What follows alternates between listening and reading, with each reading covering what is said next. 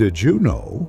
Among all the stone walls steeped in history and tragedy across Europe, the Tower of London perhaps holds the most ghosts and unanswered whispers. It was once a palace, a fortress, a treasury. But above all, it was a royal prison. And among its most famous prisoners were two children who vanished without a trace, leaving behind a mystery that has endured for over 5 centuries. This is the true story of King Edward V and his younger brother Richard, Duke of York, known by the haunting name the Princes in the Tower. In 1483, England was mired in uncertainty. King Edward IV, a powerful but controversial monarch, died suddenly. His heir was his eldest son, Edward, just 12 years old. An intelligent, handsome boy, prepared to become King Edward V. His younger brother Richard, Duke of York, was only 9. 2 royal children, the soul of England's future. But the throne was too large, and the world around them was filled with wolves in human clothing. The man entrusted with protecting the young king was his own paternal uncle, Richard, Duke of Gloucester, the younger brother of the late King Edward IV, a valiant warrior, a capable administrator, and his brother's most loyal subject. At least, until then. Richard was named Lord Protector to rule the kingdom until Edward V came of age. But power is a dangerous temptation. Richard acted swiftly. He intercepted the entourage escorting the young King Edward V on his way to London for his coronation. He arrested the king's closest companions, including Earl Rivers and Lord Richard Grey, Edward V's maternal uncle and half-brother. They were thrown into prison. Richard assured everyone that King Edward V needed protection within the Tower of London until his coronation. At that time, the Tower was not just a prison, it was also a royal residence. But for Edward V, it quickly became a gilded cage.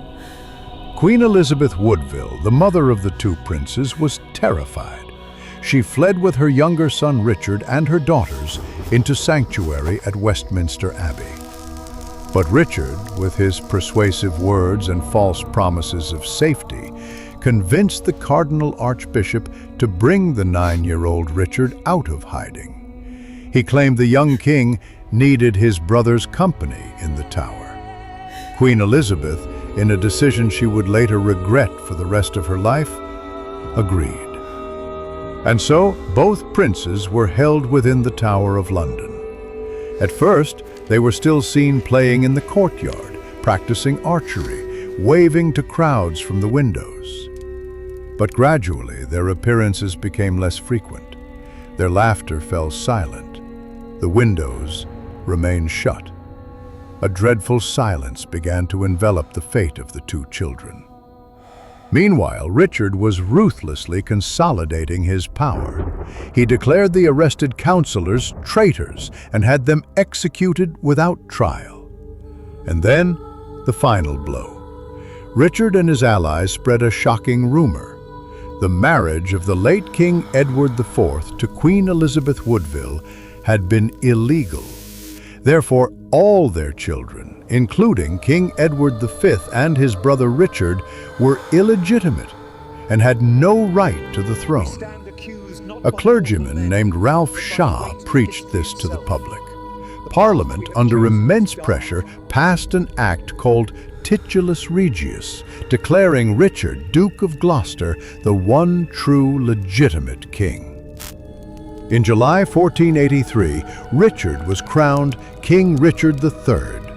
The 2 boys in the Tower were no longer princes. They were just bastards. And worse, they were potential threats to Richard III's throne. After Richard III's coronation, the 2 boys completely disappeared from public view. Where were they? Were they still alive? No one knew for sure. Whispers began to spread throughout London, then all of England. whispers of an unspeakable crime. That the two princes had been murdered in their sleep on the orders of their own uncle, the new king. It was said that Richard III ordered one of his most loyal men, Sir James Tyrrell, to carry out the assassination. That Tyrrell sent two henchmen to sneak into the prince's bedchamber at night and smother them with pillows. These terrible rumors were never proven. Richard III never publicly confirmed or denied anything, nor did he ever produce the boys to prove they were alive. His silence only fueled suspicion. Attempts to rescue the princes, if they were still alive, failed. Their mother, Elizabeth Woodville, is believed to have secretly allied herself with Richard III's enemies, implicitly acknowledging that she believed her sons were dead. Richard III's short reign was plagued by war and rebellion. 2 years later, in 1485, he was defeated and killed at the Battle of Bosworth Field by Henry Tudor, who would become King Henry VII. The Tudor dynasty began. But the ghosts of the two princes lingered. The mystery seemed destined to remain buried forever, until nearly 200 years later, in 1674, during renovations of the Tower of London under King Charles II, workers were demolishing an old staircase leading to the chapel in the White Tower. Beneath the staircase, about 10 feet deep, they found a decaying wooden box. Inside were the skeletal remains of 2 children, 2 small skeletons. King Charles II, believing these to be the remains of the missing princes, ordered them to be interred with dignity in Westminster Abbey, the resting place of English kings and queens. In 1933, the remains were exhumed once more for scientific examination. Researchers confirmed they were the bones of 2 children, likely boys, consistent with the ages of Edward V and Richard at the time of their disappearance. Analysis also suggested they were related. But science could not determine the cause of death, and crucially, it could not determine who caused their deaths. So, who ordered the murder of the 2 princes? Suspect number 1, and the man most blamed by history, especially through Shakespeare's play, is King Richard III himself. He had the clearest motive: eliminate those with a stronger claim to the throne. He had the opportunity. The princes were entirely under his control in the tower. But other theories persist.